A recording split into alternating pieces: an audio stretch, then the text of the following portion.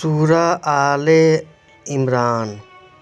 جو آدمی قرض سے مبتلا ہو یا کہے بہت قرض ہو گیا ہو، اگر وہ روزانہ 7 مرتبہ یہ سورہ پڑھے گا تو انشاءاللہ وہ اس قرض سے آزاد ہو جائے گا، اور اللہ تعالیٰ قرض سے آزاد کرنے کے بعد اس کی روزی کا انتظام بھی کر دے گا۔ اگر آپ قرض سے پریشان ہیں تو اس سورہ کو کثرت سے پڑھیں، انشاءاللہ آپ کی یہ مصیبت دور ہو جائے گی۔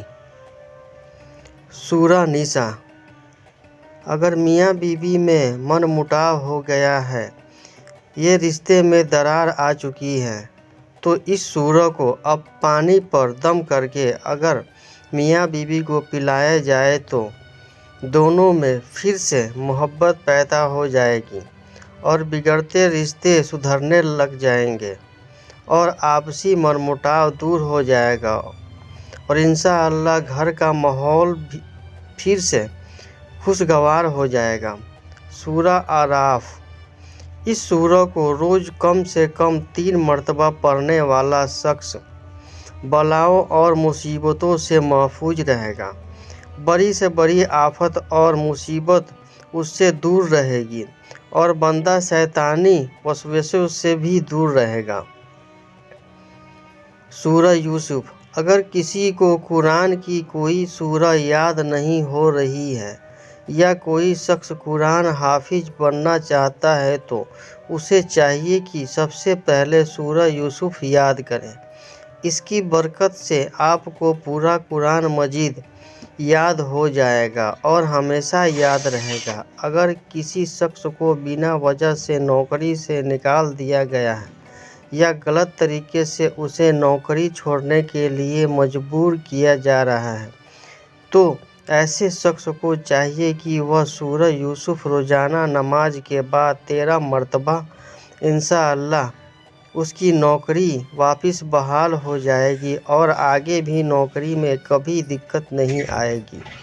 کوئی غریب آدمی یا جس کے پاس مال اور دولت ختم ہو رہا ہے اور کھانا پینا بھی مشکل ہو رہا ہے، وہ بھی اس سورہ کو پابندی سے روزانہ پڑھ کر اللہ سے دعا مانگے، انشاءاللہ اس کی غریبی ختم ہو جائے گی۔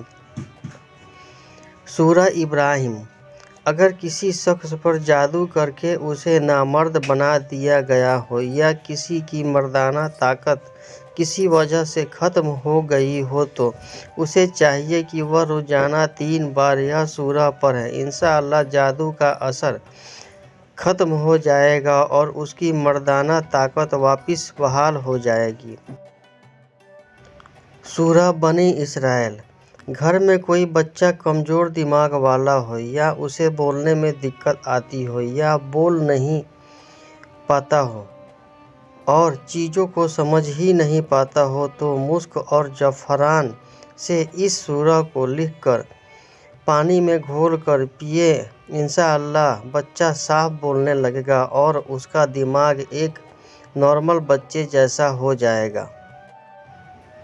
سورہ طٰہٰ۔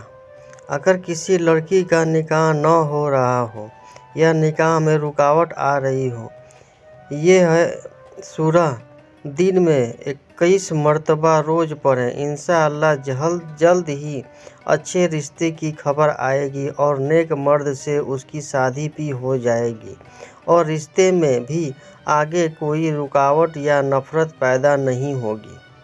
سورہ مریم اور سورہ کوثر۔